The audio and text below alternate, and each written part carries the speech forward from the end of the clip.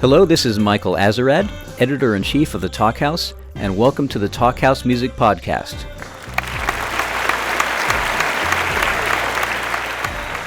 South London band Art Brut arrived in the mid-2000s as part of a crop of post-punk revival bands that also included Block Party and Franz Ferdinand. If there's a running theme in Art Brut's rock music, it's rock music. The band's leader, Eddie Argos, isn't just a musician, he's a big-time music fan. And one of the musicians he's a big fan of is Chicagoland's own Ezra Furman.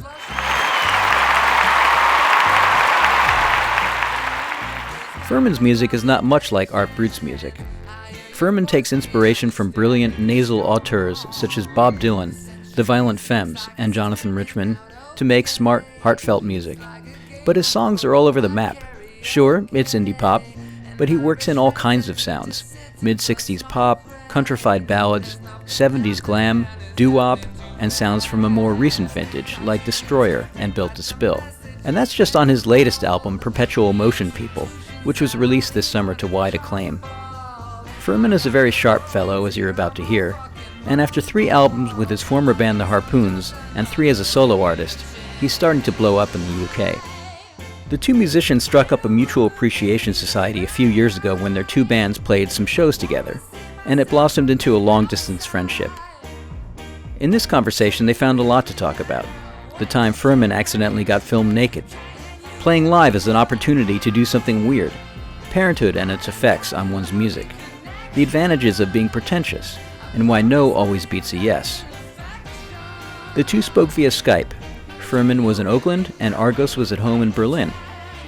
And so, without further ado, Ezra Furman and Art Brut's Eddie Argos on the Talkhouse Music Podcast. Hello, Ezra. Where are you? At home? I'm at home. At home in Oakland.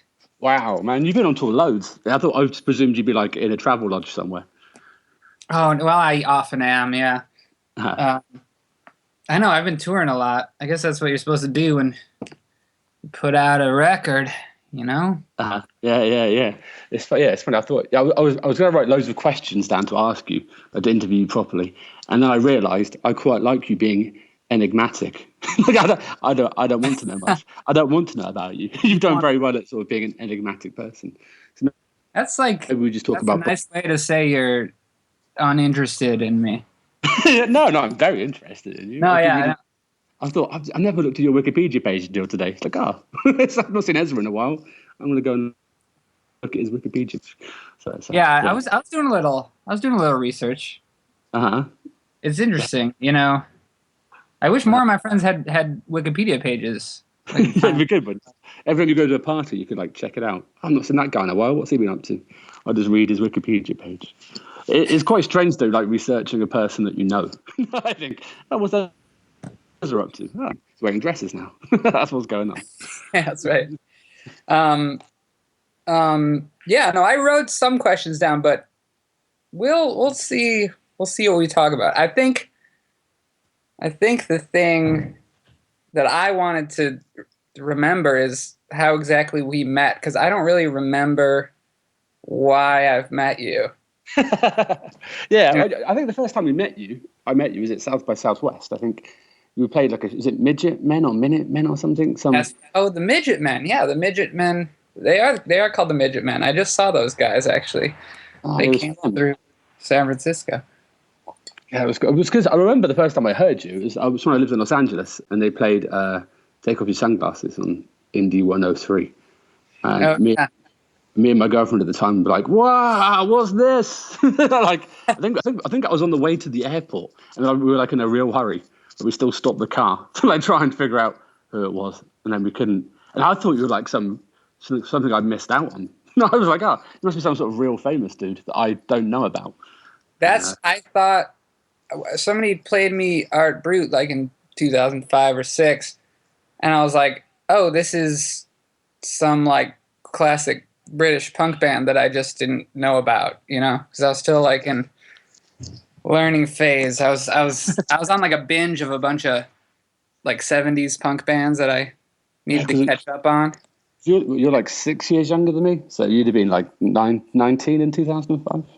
Yes, that's correct. Yeah, I was doing like a real, like, let's go back and really get educated about all the important punk bands that I never did. And then somehow somebody showed me Art Brut, and I was like, how'd I miss this one? Someone slipped us in. I like that. A prankster. It's a classic punk. And then I found out I could like go see you and contemporary. I'm still alive. Yeah. No, I mean, I really thought you were like some kind of famous dude I'd not heard of. Like, this is amazing. And then we were offered that Midget Men show. We were like, this must be the best one to play because Ezra Furman's playing it. You have to do this one. And then we were there. It was really stressful, I think, actually, that the Midget Men. Their name is like Midget Men. I haven't asked them like why. I'm not necessarily down with that name, but no, it's a strange name. I keep thinking it can't be right. I want to say it if it's wrong, and then I look like I'm being offensive. But I remember. Yeah, it was that. It was really, really rushed, and then we were kind of me and my girlfriend at the time, Diane. It was my band. Everybody was in the French Resistance now that played with you. Right, of course. We were like all shy of you. Like, oh, wow, it's Ezra Furman. Never there. I was a little starstruck. I'll tell you the truth. Uh-huh. I mean, I grabbed your shoulder and was like, "Hey, you're Ezra Furman. We really like you." And you looked absolutely terrified of me. And I felt, because I think I was probably a little bit drunk and I'm quite big. So I think it was, that's how we met. Slapped on my face and woke up confused. A bit concerned about what I've been up to. There's so many people I might have upset. I apologise to them all with the same group text. Bring me tea! Bring me coffee! I was up all night. I've been making mistakes. I'm hiding it well. You've written lots of albums. You're much quicker at writing albums than me. I saw. Well, how many albums have you got now? Like 7.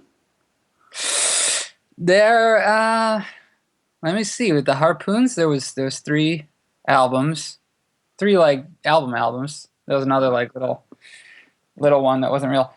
And then I remember you gave that to us. I have that. And at the end, there's a really big long. You talk at the end, yeah, about it's like making a mixtape, and you're like a sort of 10-minute chat with you at the end of the CD. we had it in our van. Well, there was a different. I made a different one for every person. I mean, I like wrote songs for people based on requests they made. I did like 100 and I think I did 150 of those or something or more. Different people. Did you like people just like wrote in on the website like write me a song about the show Boy Meets World, and I'd be like, okay, I'll do it. And I was like, I can do that. I write songs all the time, I can. 100. That's amazing. Did you keep? But it was really, it would like almost killed me. Yeah. Like, it was. But every time we only Art Brut only ever write enough songs for an album. Like, oh no, we need an album. Shit, I better write the lyrics for 12 songs. and then I'm done. I can't imagine writing 100. I don't know. It's like it's a compulsion for me. I keep doing it. I used to be like a song a week. If I can't write a song every week, like what am I good for? I don't know why. I needed a constant factory-like pace. I think they got better since I stopped like doing it. Yeah. 150, that's loads. But can you fall back on them? Like, in about a year's time, you've got massive writer's block. Can you go back and I'll talk about Boy Meets World. The thing is that like I forget that I wrote a good song. I write a lot of songs and just throw them away, and they just end up in digital piles on my computer. And I sometimes like go back through them, and I'm like, oh, that one's actually kind of interesting. I think like, but the thing is like, I write a lot of songs, and most of them are bad. I think the more bad songs I write, like the more like I just go for volume, and then. I think that you're getting out of your system. A few of them rise to the top. The cream rises to the top. I wrote a song when I need one. That's I need a song. I better write one. Yeah. That's. But how do you write? Is it with your band now? Because you did those 2 solo records, and then you got the boyfriends. Do you write with the boyfriends, or do you write and then bring the boyfriends into it? You're right as a band now. Once in a while something comes. No, I mean it's really a solitary. It's a solitary thing. Once in a while I'm like with the band and something arises, but mostly I'm like just isolating myself. I'm not like a music for me. If there wasn't like, it's not a very social thing, and I can't collaborate well with other people creatively. I mean, like I like being in the like playing the songs, but I can't songwrite with others, Do you end up like sort of saying, now you play this and now you play that, or are you like a benevolent dictator, or do you sort of, or do I go in thinking that I will be, and it's never. I'm never right about what should happen with the song. Like I think I'll bring in a song and I think it's this kind of song. It's like and then the boyfriends are like such a good band. They know better than I do. They're like, well, let's try it this way, and that their way always, tends to be the right way. So what the songs sound like is very. It's mostly the band's influence.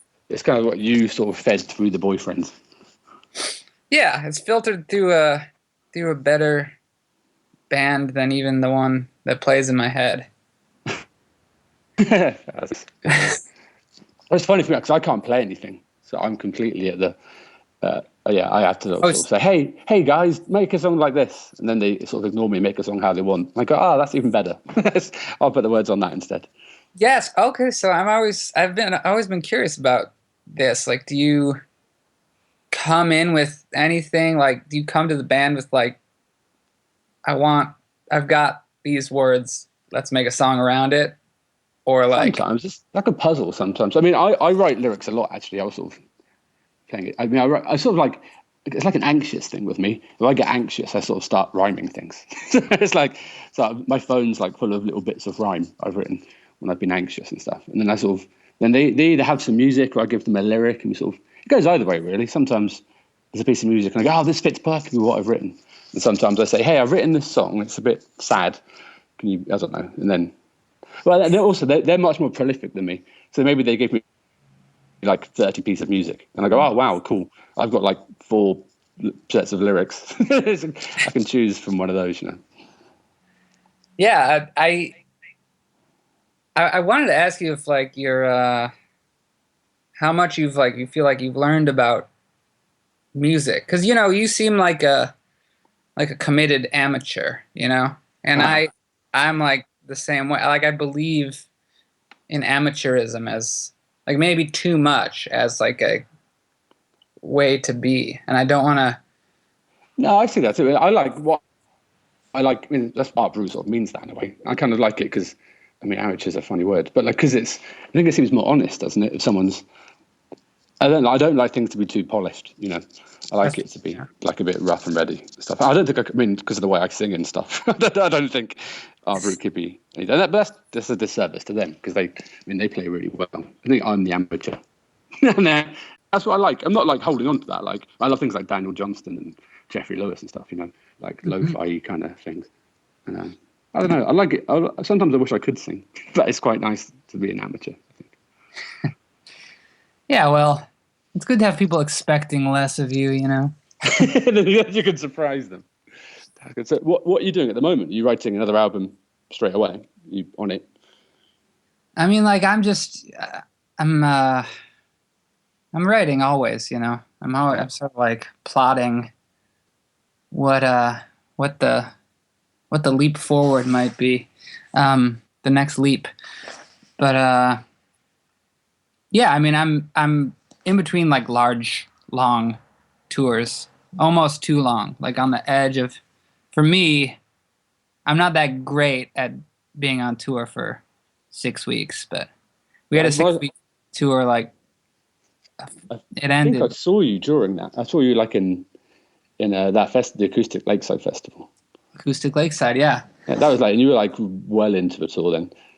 You looked like, I was a bit worried about you. I thought you were going to be strung out, but you seem I think maybe the swim in the naked swim in the lake and everything. Maybe that kind of. The naked swim was very much needed. I think those dudes were filming us singing Bob Dylan and stuff, and I think they got you getting dressed in the background. Maybe that's why that didn't appear online anyway. Yeah, I was a little concerned about that. Tim, my sax player, was like, "You realize someone just like filmed you naked for like a website?" Yeah, I was like drunkenly. I was so drunk I couldn't remember the lyrics to "Tangled Up in Blue." It's like one of my favorite ever songs, and I was like trying to remember it. Then you sort of suddenly appeared behind me, naked, getting dressed, and just joining in and knowing all the words. Like, that's cool, but I don't think you saw the camera. Yeah. That's why I was like, maybe it's going to be all pixelated out, or maybe it won't. Who knows? I misread the situation. Yeah, no, it could be. You get a lot of hits. Yeah, man. I mean, yeah, you didn't seem that strung out. Because you were in the middle of quite a long tour then. I was. Yeah, no, I mean, it goes in waves. You know, I was on Actually, no, most of that tour, like I was doing pretty well. There's always just like a couple of utter low points of like despair of like, how is this my life? I don't sleep and like I can't do this anymore. But no, I mean, then you play a show. Yes, I mean, I get that on tour too. Like I get like, oh, I'm done, you know. And then, but the minute we start playing, it's like, oh, then, like hello. I remember now. I'm in the barrel of rock and roll. Yeah. Yeah, it's very joyful to be on tour. It's a weird life. Uh-huh. I'm trying to just keep up in the game. That's actually what I'm just brainstorming live show ideas right now. Okay. You know, things to shake it up. Well, last time I saw you acoustic, you were doing, maybe I don't want to spoil it in case you do it again. You're doing that thing where you came on stage with a bloody nose. Oh yeah, that's in my past. It's very good. It was in Berlin. It was like, oh, and the whole room was tense. Like, fuck, Ezra doesn't know his nose is bleeding. Shit. And people were like offering you a hanky, and it's like, oh, I thought that's so cool. Like that happened so randomly, and at the end you're like, oh no, it's a blood capsule. I do that every night. God damn, I was sucked in. I'm quite cynical. Yeah. Well, no, I'm always torn between like, let's just be a band and like play the show like in a simple way, and let's introduce some element of theater or risk or intrigue or something. Mm-hmm. I used to the Harpoons for a little bit had this thing where at like dive bar kind of shows we would have this friend get up and introduce the band, and he was like, "This is my band. I wrote all these songs for this band to play, and Ezra is my conduit." And, and then he'd be like really like domineering, and I'd like talk a little between songs, and he'd be like, "Just play the song and get your check." And we toured with a band called Gil Manterra's Party Dream, and they were dressed up like cowboys and stuff when they played, but they used to come on stage before themselves and pretend to be their own roadies and like just slag themselves off. Like, oh, those guys are dickheads. It was quite impressive. People would believe that these roadies were really like hated the band they're working for and stuff. I thought that was quite a good trick to like come on as in disguise before your band and really slag yourself off before you got on stage. It's pretty good. It's pretty good. Yeah. I'll take that under advisement. So, I'm expecting now for the next Ezra Furman and the Boyfriend shows, you all to be done up like Kiss with loads of makeup and fireworks. That might be the way to go. I understand that impulse, even though like when it comes to like something like Kiss, I'm just like, oh, it's so over the top and it's like not about music anymore. But like sometimes you just, or like the Flaming Lips, you just want to, I don't know, you don't want to just get up and go through the songs. It needs some excitement, some theater. It's like an opportunity to do something odd. Well, the first band that I truly ever loved was this band called David Devont and his Spirit Wife. And in that band, the lead singer claims he's the vessel for the dead, for the spirit of the dead magician David Devont. They'd have like a sort of, they sort of do a thing, like a thing where like he's getting the ghost of the spirit in him, and they all had different names. They dress up and do loads of theatre stuff. And then that was the first time I like, really had. I mean, my name isn't really Eddie Argos, you know.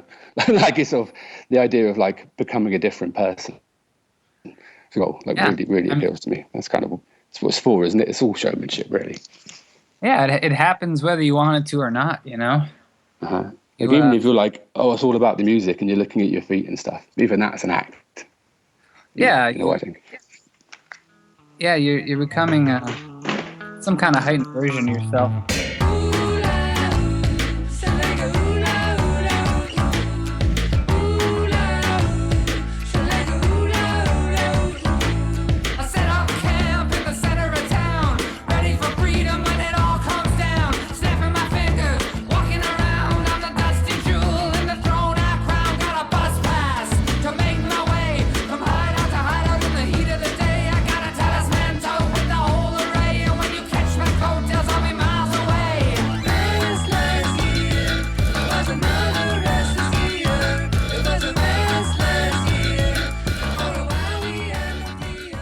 You should talk about what I don't know what you're doing lately. I know there's like what am I doing? I'm writing the new album. Lo-fi punk rock motherfuckers, which I don't know, are they still? Yeah, I started a band. Yeah, kind of. I started like a fun band in Berlin called the Lo-fi Punk Rock Motherfuckers, because I mean the last Art Brut album wasn't really very punk rock. We kind of experimented a little bit, and I kind of missed shouting about rocking out. So like I wrote a few songs just for fun in Berlin, really, about that. I did that, and then I've been painting and writing a lot, really. I wrote a memoir, and I've published that. And I've got a comic coming out. I wrote a comic called Double D that's coming out in November on Image, which I'm really excited about. Really? Did you draw it? Yeah. Oh, no, I'm not very good at drawing like that, really. But a friend of mine, we were like out drinking, and he was telling me that he can draw. It's like, wow, you can draw. And sort of made a deal to like do his comic and then do my comic. And his comic's Double D, so I sort of wrote it around his ideas, and then my comic. But yeah, I'm really like Image comics. I love them. You know, like so yeah, I'm over them. I was like in a comic shop, and I went over the counter and demanded to see the previews because I knew Double D was in there. Like, hell, I'm really sorry. Can I look in your preview magazine, because my comics, I want to see it. So. Yeah, wow. I've been doing a lot of that sort of stuff. I've just sort of I've been writing the new Art Brut album, so that's sort of going well. Yeah, I mean, it's been about 5 years since the last Art Brut album, so I write sort of very autobiographical songs. It's been ages. Yeah, I think people think we've stopped. We haven't stopped. I'm sorry. Oh well, you don't live in the same town as, because you live in Berlin. Correct? I live in Berlin. And they all live in London and Brighton. But I lived in Los Angeles for a bit, and they all lived in London as well. We still managed to write then. So it's okay, I'm nearer now. It's good.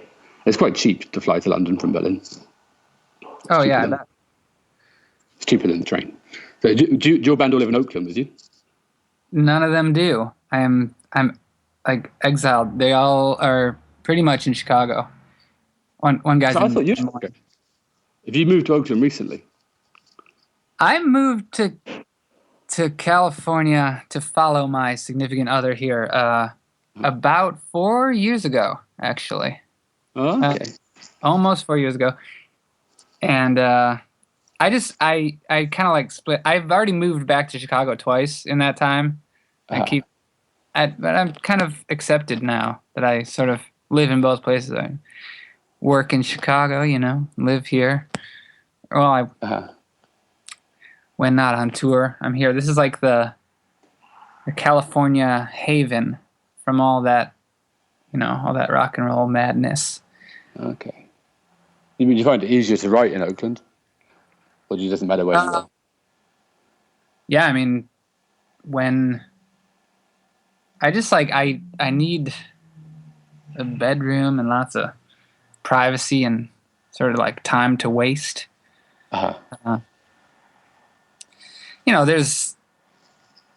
feel like the only way I ever get anything done is by like wasting like 4 or 5 hours of time beforehand. And it's like a sort of cabin fever builds up and explodes in composition. That's kind of how I like it too. I like to sort of lie around and think and sort of start doing something and not finishing it, and then. But that's now I'm a dad. That's much harder. I found I haven't really got time to do that. It's kind of focused me a bit more. I sort of sit down and think, I'll just sort of muck around for like 4 hours and then something will come out at the end of it. But now I only really have 4 hours a day to do stuff. It's like I have to sit down and really start immediately doing things, which is good actually. I think it sort of focused me a bit. Can I ask you about fatherhood? If you like, yeah. I can hear him in the background. Oh yeah. There he is. Well, how old is he?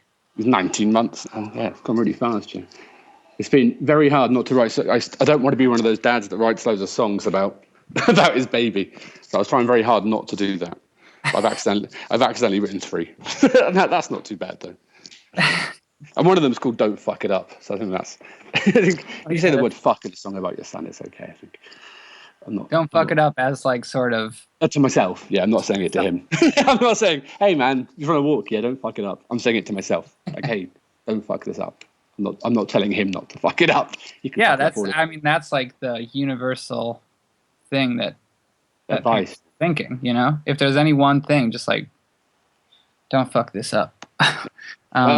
When he was first born, at the end of every day, I'd be like, "Yeah, I didn't kill him." Like I got through the day, and it's all sort of okay. And I'm quite a paranoid, sort of stressed out person sometimes. Yeah, it was like a relief at the end of every day. Did it? He's okay. There's another podcast I listened to where they referred to parenting as high stakes Tamagotchi. That's high stakes Tamagotchi. So yeah, that's absurd. You know, I was wondering really if it would like bring out, like if anything could bring out someone's serious side, it's being a parent, you know? Yeah. But you're like, you know, forgive me for saying this, but you're like an unserious person. You're such like a casual writer and sort of like you've got I guess you've got some Rob Fleming of High Fidelity in you. I think people have said that about you before. And like I'm sort of wondering, does this life change bring out like some like sense of seriousness, or is it sort of just? All my songs, when I start writing, they all sort of start serious, and then I like things to be conversational and kind of jokey. Anyway, you know, I try and make Art Brut songs to be as much like a conversation as possible. But I think even if you're talking about serious stuff, like in the pub or something, you make jokes about it. You know, I think so. Like lots of Art Brut songs start off serious and then become sort of watered down. I think. Well, like with Emily Kane and stuff. Like I really was in love with her. I was a bit mad about that for a bit, and then it sort of became funny without me realizing it. You know. So well, jokes are. You know, good jokes are very serious and emotional things, you know? There's a lot of emotion behind them. And then, like, I don't know. I actually think, like, I've been trying to put this into words. I don't think I have it yet, but, like, something that I love about, I think the best rock and roll, or the best art, really, is something that seems to start out as something very simple and sort of unpretentious, and then it kind of like takes a flying leap towards something like transcendent. And like that's the best moment when you can feel it jumping up from like just a guy doing his thing to like, I don't know, just some sense of like large reaching for something. I quite like. Yeah, taking the flying leap at transcendence, and I get that with a lot of Art Brut because like you know, it starts out in this conversational, very just like, yeah, just talking to the kids, just talking, saying what you would say in everyday life, but then it kind of builds to a frenzy. And yeah, you know, you're reminded of all the tension and unsaid stuff that goes on in everyday conversation, you know. Yeah, loads of our songs sort of get written live. I think that's just like me showing off and then showing off some more and some more and some more. And that's it. Yeah. I mean, like your songs can be funny too and stuff. And, like, lots of my favourite, sort of like Bob Dylan. I know we both like Bob Dylan. Oh yeah. Like he's hilarious, you know. Like he's written some of the funniest songs. Like, you know, like bits of, I don't know. I think there's room for humour in music. Oh, you know, the Violent Femmes, you know. I presume you like the Violent Femmes. I don't know. Oh yeah. Yeah. That's Furman band, sure. I wanted to ask that without. I mean, I often read things like, "Oh, you like the Ramones or the New York Dolls," but I hear like so much Violent Femmes and Jonathan Richman, like in what you do. Like, are they influences on you? Oh yeah. It's funny that both those bands are bands that the reason I heard about them, I mean, this was a long time ago, but the reason I heard about both of those bands was that somebody was like, "Oh wow, like great songs. You clearly listen to a lot of this band." And I was like, "Who?"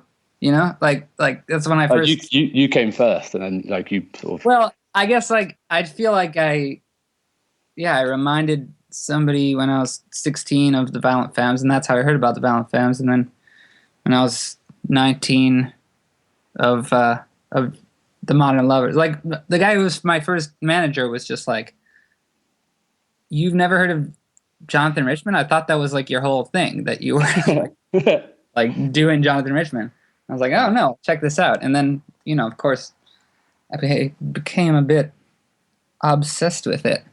Yeah, but what I like about, I love Jonathan Richman.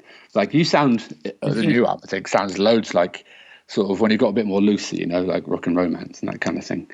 And but you still got like the snottiness of the Modern Lovers, you know.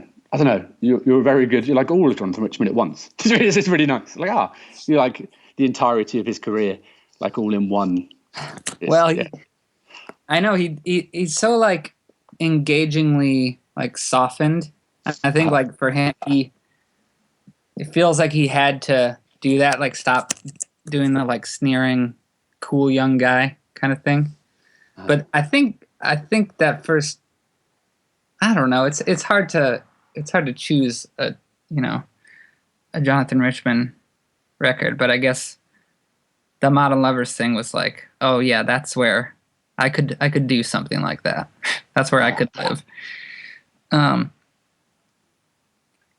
Yeah, but it's there like something about that style of like, yeah, I'm just talking about things you might actually talk about. Yeah. No, that's what I like about it. The first time I heard him, I was like, oh, he's just like saying stuff. Like, oh, this is great. Yeah. He's singing about how he likes buying a pair of jeans, or you know, how he likes going to the beach and stuff. Yeah, and yeah, like, real life. He's actually singing about real life. I just worry that like I don't want to close myself off from weirdness and things that like are kind of pretentious, you know. I like pretension. Oh yeah, me too, man. I love it. Yeah. Right, yeah. And so I'm like torn between these. I mean, you named your band Art Brut, you know. You gotta like. Oh yeah, for sure, man. Like the most, because when I did that, all the bands at the time were like art school bands, and I was like, oh, Franz Ferdinand are an art school band. Well, I love Franz Ferdinand, you know, and the Rakes are an art school band, and I thought, oh, fuck that, I don't want to be an art school band. What's the opposite of an art school band? Art Brut. That's good. We didn't work. Exactly. Yeah, that's. Everyone thinks we're an art school band. It's like, oh, that didn't work because we've got the word art in our name. Yeah. Yeah. I mean, I think pretension's fun, isn't it? I like all that. I've always been pretty pretentious. I think. I know. It's a real danger that people fall into, like worrying about being too pretentious. I think that's a bad thing to worry about. You gotta shut out the that kind of criticism. And I think it's okay if people think you're an idiot for it as well. Not you personally. I mean, like, or me. If you're doing a thing that's pretentious, it's okay, I think, I mean, I paint and stuff and do spoken word shows now, and I think that's a bit pretentious. But in the past, when I was younger, I wouldn't have, I don't know, I'd have been scared or something, But I think you have to embrace it. I think, this is what I am, a bit pretentious. Yeah, I think I was torn between these two poles of like, listen, I just want to write about my real, actual life, and but then I'm, then you hear something like I don't know, Joanna Newsom or something. You're just like, wow, like she's on a whole other level. Yeah. Well, I've got a very specific style of writing about myself. I can't imagine being like, I don't know. Yeah, I can't imagine writing a song about somebody else. I think we've got one song in the third person, I think. And so I don't know. I can't. Yeah, it's funny. But I hear things like that, and I think, wow, I can't do that. Yeah, it's funny. I know. Also, I like the fact that we're talking about how much we enjoy pretension in quite a pretentious way. I think not to be too meta about it. Everything's meta. Yeah. I don't know what our time is like, but I really wanted to just ask you for a second about Frank Black. And like speaking of people who are, I guess maybe pretension is not the word, but like Frank Black and the Pixies and all that, it's like on a like very unreal kind of lyrics and mood, Mm-hmm. I think he's a genius. I'm a little bit in love with Frank Black. Even more now I've met him, Like before I met him, I was like in awe of him, and now I'm like, wow, I've had a beer with that guy. So I don't know. I was curious what he's like, and to me, the Pixies are maybe the best American band. I mean, like maybe like neck and neck with the Velvet Underground for me, Wow. Yeah, like, I think so too. They're hard, for sure. Like, I think everyone remembers the first time they heard the Pixies, and we're like, "What the fuck is this? This is amazing." I was like 14 when I first heard the Pixies. I can remember that. I didn't even like that sort of music, at the time, and it wasn't really into anything, And I was like, "What the hell is this?" This is they're one of those bands, aren't they? But I love the Catholics just as much as I love the Pixies. I'll give it Takes All Night and stuff, or Dog in the Sand, and all. That's one of my favourite ever songs. I think it's like, which one? Is it Dog in the Sand? Is it If It Takes All Night? I'm going to. Yeah. I can't sing. You sort of forget what an amazing vocal range he has as well. It's like, that guy can really. I know. Yeah. That song Manitoba of his always got me. I forget which record it's on. It's one of the solo records. Anyway, we went to record with him in the last two albums. Right. Art Brut versus Same. We turned up and we were so like nervous, like it's Frank Black, and like there's a whole thing too where his name's really Charles Thompson III, like right. Everyone calls him Charles. I'm like, don't call him Frank Black. Don't call him Frank Black. Don't call him Frank Black. And then we were just really scared, And then we lived in Salem, Oregon at the time, and we arrived in Salem with our guitars and everything. Like he picked us up at the airport in his car. It was like, so we didn't even get like a minute to like sort of take a breath and think, we're going to meet Frank Black in a minute. Like he was there with his brother who looks exactly like him. I was like, and of course I called him Frank Black immediately, accidentally. Thanks for the lift, Frank. Oh no, his name's not Frank. Yeah, he's the best. I love the way he records too. Like we were saying earlier about how we like things to be. Well, I think amateur's the right word, but like raw. And I mean, he records those Catholic albums in one take. Like that's. Oh really? On 2-track and stuff. It's amazing. We used the same engine. He was saying he went out for a cigarette and he came back and they'd written and recorded a song for the album, and it's on the album. Like that's okay. Like, he works that fast, And I love that. I hate having to sing things like more than once because I think it takes sing and loosely, sing. But like I hate to sort of do a vocal more than once or twice because I think it takes away the authenticity. Well, yeah, you got to. The song's not. Yeah, you got to find find its spontaneity. It's got to be real. Yeah, it's like Song versus Satan, where he just didn't let us. Like I fluff a lyric wrong and I don't finish the word and stuff. He's like, no, that's the take. It's like, oh, wow, okay, I like this guy. That's how it should be done. So yeah, you should get in touch with him. I'm sure he'd love to. I'll send him an email or something. Whoa. Just proposing that I email my heroes. All right. I mean, I'll think about it. He's a very nice guy. I think he's the best, actually. I miss him. I wish he lived closer to me. He wrote a very nice introduction for my memoir as well. That's really kind of. Yeah, he wrote the introduction for my book, which was really nice.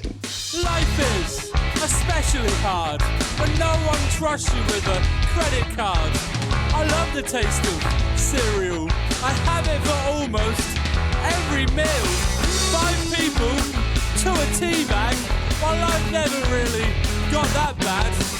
Not while we still had DC Comics and chocolate milkshake. Some things will always be great. DC Comics and chocolate milkshake. Even though I'm 28. DC Comics and chocolate milkshake. I guess I'm just developing late. I guess I've got a broader question about like collaborating. Mm-hmm. And I guess, I mean, do you prefer to collaborate or do you kind of like take the reins in terms of like making band decisions or like a little bit? I like collaborating in the way it makes you realize what I want, like if I fight for something. I like arguing, actually. Yeah. I work a lot of stuff out by arguing, about with myself too, so it's like I like collaborating for that because I like that. That's why I like having producers and stuff, so I can be like, I want this to happen, and then we have an argument about it. And we sort of work out the best bit, So yeah, I mean, I like collaborating because I like to fight, really. so that's how I sort of do my. I mean, how are you with that? Is that how you like to work? Do you like the argument and the? Yeah, I'm sort of it's against my personality to be like egomaniacal. But I kind of at some point realized I needed to be more just say what I want and and lead the band in that direction. I mean, what's a good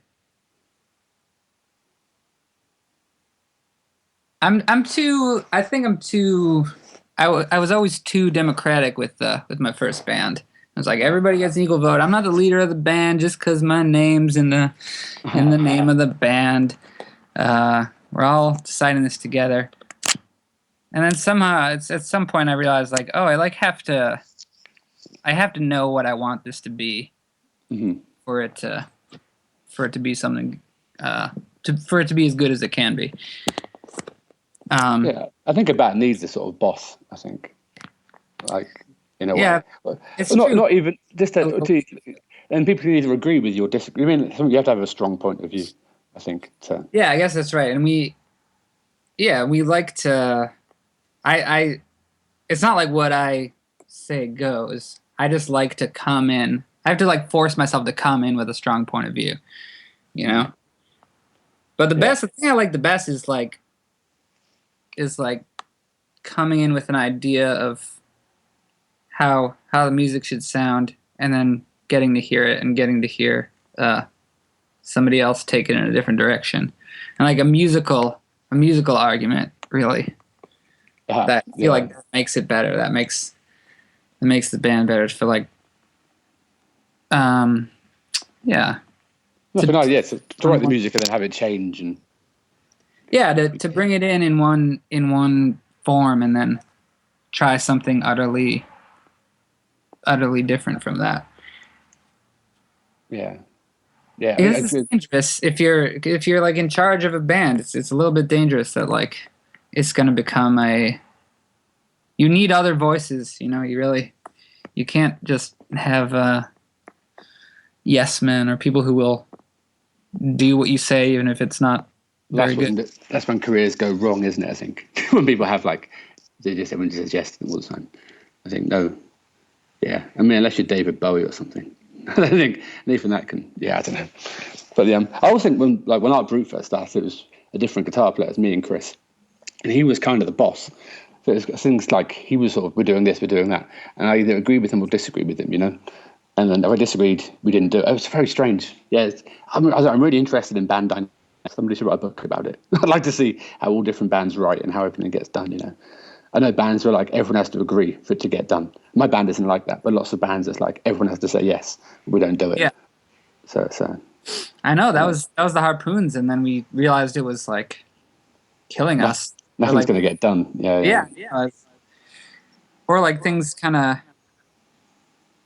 There's just weird and not great reasons for people saying no to stuff, and like no always wins. If you say like nah, then everyone feels like embarrassed that they said yes. You know? No always beats a yes. Yeah. I was quite bad for a bit of just like opting out of saying, what everyone else thinks. You know, I sort of do that. So I've sort of stopped doing that now. I think that's quite an easy way out, isn't it? Oh, what everybody else thinks is okay. And then you end up with like 5 emails saying what everybody else thinks. It's like, oh shit, but no one's got an opinion. That's bad news. But, yeah. It's like, oh, that show already happened now. Yeah, and we didn't do Forgot to accept it. Yeah, gone. But yeah, so that's the kind of thing. One September in Boston, I lost the will to live. I was just like an astronaut cut from the ship, floating and waiting to die. I was sick of my ordinary life. I was so sick of ordinary life. I was sick of this ordinary life. Covered quite a lot of things for this talk. It's good. I was worried at about the 7-minute mark we were going to run out of things to say. we've yeah, no, well, I can talk about music for forever, you know. So you're like getting into other genres of art. Yeah, I spread myself. Yeah, it's good. I mean, I like all different things. I like to keep busy, you know. So I've got quite a short attention span as well. So I need to have about 7 things on the go at the same time. Yeah, I'm trying to keep other projects. I was doing some writing. I've been doing some writing recently. I started trying to get into music writing. Oh, like proper, like composing? Well, no. No. You mean like journalism? Prose, like prose, like writing about music. Which, you know, it's hard. It's work on something long. I've never really worked on anything that's, you know, more than 5 or 6 minutes long. Uh-huh. And a book is like, you know, that could take you days to read. Yeah, well, I wrote that memoir recently. That was quite strange. Waking up every day and like trying to, you know, hit a word count and stuff. But it's quite nice. Doesn't have to rhyme. No, I quite like that. Yeah, you can use exactly. I was very tempted to try and make it rhyme. But that's too hard. Rhythm and meter, utterly doesn't matter. Yeah. So you did it like on a word count? Kind of. I was like trying to like hit 2,000 words a day or something stupid. It never really worked out, but it's a way to get myself to I did it though. So finished it. And when are you back on tour? Maybe I should ask you that so you can promote your dates. when are you back on tour? Well, I don't know when this is going up, but I'm leaving in about 3 weeks. Well, a little more. Maybe I guess maybe a month. So when it starts up again. I'm like playing some venues that a little big for me. You're playing December, yeah. I might fly over and come and see you for that if I'm in town. I think that's going to be amazing to see you play there. I know, that's like, I feel a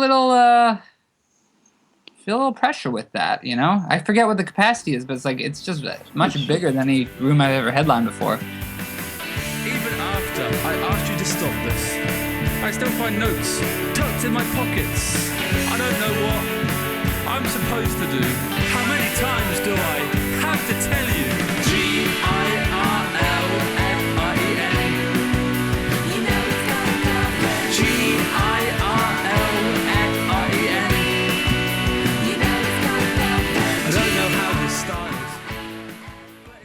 I've got a very small amount of some records that I can actually just listen to again and again, repeatedly, and they are either, it takes on a medicinal quality or like meditative. Yeah, for sure. Yeah. I became completely obsessed with Nilsson Sings Newman. You know that? I don't know if you've heard that album of Harry Nilsson doing Randy Newman covers. Oh yeah, I'm not obsessed. I've heard that, but I've not become obsessed with it. It must be. I love Randy Newman. It must be amazing.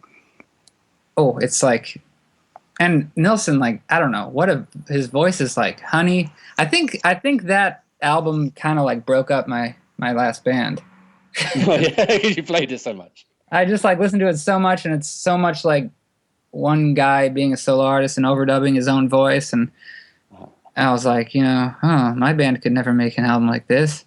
And then I like got, I just like got too deep down that rabbit hole, and I had to like go make a very introspective,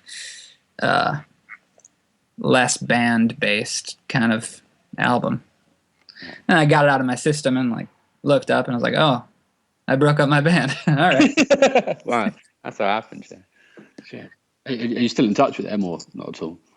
Oh, I'm in touch with all of them. Yeah, we're all close. Yeah, they like wanted to go on to bigger and better things, non-musical parts of their lives.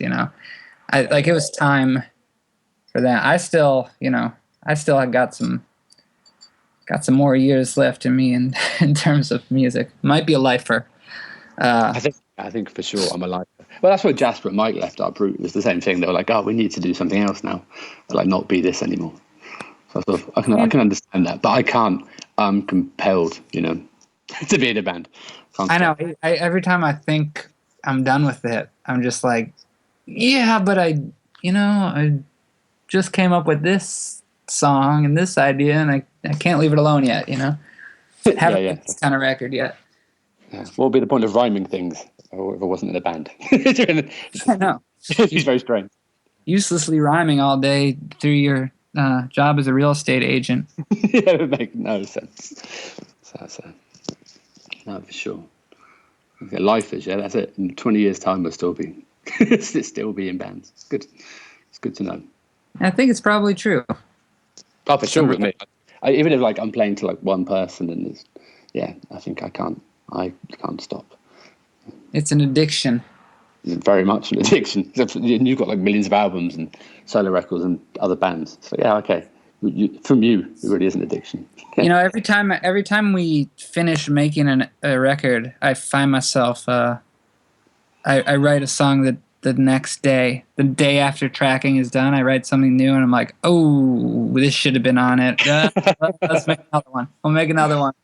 Yeah, I know that's sort of what happens with us too. It's funny. It's all good. He has a strange job. Anyway, I don't know. Maybe that's our time. Hey Ezra, it was good to see you, man. Well, not see you, speak to you on Skype. When is your Shepherd's Bush show? I might fly over for it and come and see you. Let me see, October 22nd. And yeah, you should come. I can get you on a list, Oh, I'd love that. Yeah, let's see. Yeah, that sounds like a good plan to me. Maybe I'll see you then. And we'll also through Berlin, We'll see you. Yeah. I might come and see you in Berlin. Yeah, man. That would be ace. I know. We can do an unlistened to conversation that nobody else hears. I'm going to record all our conversations from now on. Oh, good. Yeah, just try and sell them on the internet. I think that's my plan. But all right, man, I'll see you soon, dude. Yeah. Okay. See ya. Bye. Bye.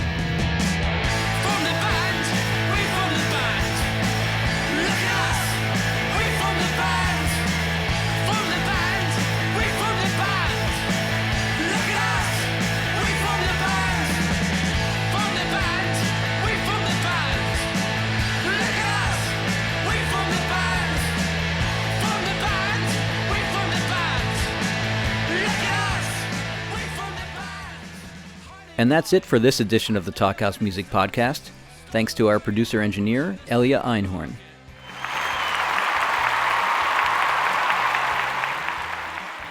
For more Talkhouse Music Podcasts, by all means visit our SoundCloud page or subscribe to our podcast on iTunes. And to reach smart, notable musicians writing about new music, please do visit thetalkhouse.com/music.